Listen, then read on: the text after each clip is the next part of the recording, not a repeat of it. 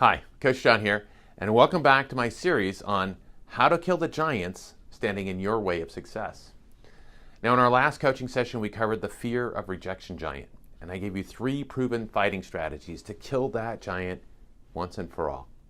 If you haven't seen that video yet, make sure you do that after this one so that you're properly armed in case that giant comes up this week. Sound good?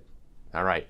Now, the giant we're going to battle today is a cunning enemy that attacks your legs.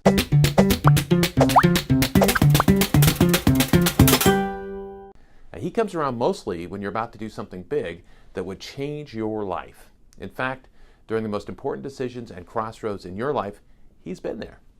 And his goal is to cripple you from moving forward. This is the giant of doubt and his sidekick, insecurity. Now, the doubt giant is different than any other giant because of how he attacks. This giant isn't interested in killing you. What he desires most is to leave you crippled without the ability to travel very far from where you are now. You see, by chopping off the legs of your goals, your plans, and ideas, he wins because you never step out to create the impact to your life, your family, and the world that you're capable of. Now, here's an example of how the doubt giant attacks. You've been thinking about starting your own business, a little side business, and you got dreams to have it replace your full-time job and really take off. And you do all the research, you get your business plan together, you get your application to get a small business loan, fund your lunch, you've even told your closest friends, and they're all really excited for you. Then, right before you submit your application to the bank, you get these questions in your mind. Oh, what if this doesn't work out? Will I be able to afford it? Do I have enough money for this? Does anyone even care about this idea? And then the questions become belief statements. Belief statements like, "Well, this is just a mediocre idea. Somebody's already doing something better than this." Or there's a lot of competition. Or, "Hey, I'm not good enough. I'm not capable of making this successful," or "This isn't the right time." You see, the doubt giant took out your left leg with the first series of questions, and then he took out your right leg with the defeating belief statements that he convinced you to believe. And this is how this giant fights. Now, this giant, out of all the ones that look to destroy us, this one wears the best disguise. The doubt giant appears as a sheep in wolf's clothing, and it seems like a protective mechanism that is actually helping you out. But in reality, what's happening is that he's planting the belief that it's better not to try than it is to risk failing, or possibly even lose a little money or some time, or take a hit to your pride. This is your reptilian brain at work, and we all have one. It's the part of your brain that manages fight or flight, and it's designed to keep you safe from injury and safe from pain. And pain can be physical or emotional. And when you're considering a big move, your reptilian brain quickly analyzes all the potential emotional pain that you might experience, and it begins to talk you out of your big idea. This whole part of your brain allows you to react to a threat in an immediate and automatic way without the rest of the brain processing information. And this gains a split second, and that's allowed our survival for millions of years. But today, in a world in which these threats are not exactly the order of the day, I mean, we have our predators pretty well controlled, and we don't live in a super hostile environment. This survival instinct that has hardly evolved, rather than help, it hurts us often. Now, if you remember anything from what I say today, I hope it's this.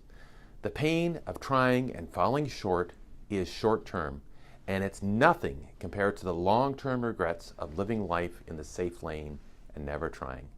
You see, if you want the big reward, it's going to cost you. You're going to have to risk a lot. You're going to have to change, and it's nature's rule that you have to pay in advance. In some cases, you may have to risk, all the money you have and then some. And it's pretty scary, and I admit it. Most people don't do it.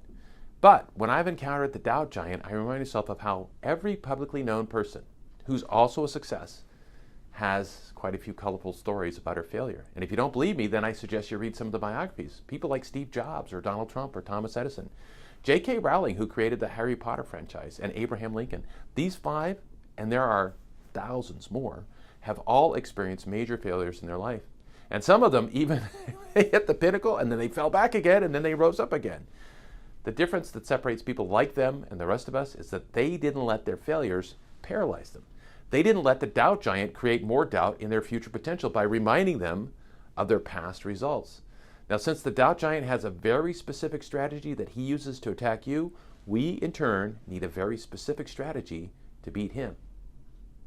I'm going to give you that strategy step by step in just a minute. But before we jump into step number 1, you have to know and believe deep in your heart that these strategies will work for you because they have worked for thousands of other people before you. And if you're doubting the solution, it's because that's another way the doubt giant wounds you.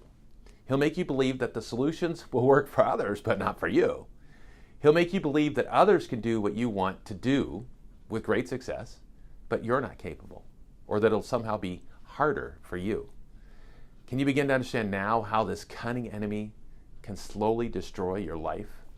All right, so let's get into battle planning and kill this monster once and for all. Here are the 3 steps to killing the doubt giant. Step number 1 is you must remove your feelings and emotions and only look at the facts. Proverbs 28:26 says, "Whoever trusts in his own mind is a fool, but he who walks in wisdom will be delivered." In our society today, we are being conditioned to believe that our feelings are always valid and should be voiced. And social media has given every person, regardless of responsibility or intelligence, a platform where they can shout exactly what they're feeling the moment those feelings come on. But what you have to realize is that our own feelings, they deceive us. At least half the time, more than half the time. Just think about the last time something good happened and you were in a great mood, and then you got on the road, someone cut you off, and all of a sudden you're ready to kill someone, right? Feelings change in a blink of an minute. Just, man, how about waking up in the morning feeling in love with your partner and thinking of how blessed you are, and then they do something or say something that annoys you and you're ready to kick them to the curb. You see, your feelings, our feelings, they change with the wind, and it's foolish to depend on them. They can't be the first line of defense. In order to kill the doubt giant, you're going to have to learn to put your feelings on the back burner until you've gotten a chance to only assess the facts of the situation. If you're having doubts on whether you can succeed at starting a side business, stop and write down every single resource, opportunity, and talent that you have that will make it work. And then write down all the benefits of taking the risk and what you truly have to lose. And assess all the facts on paper.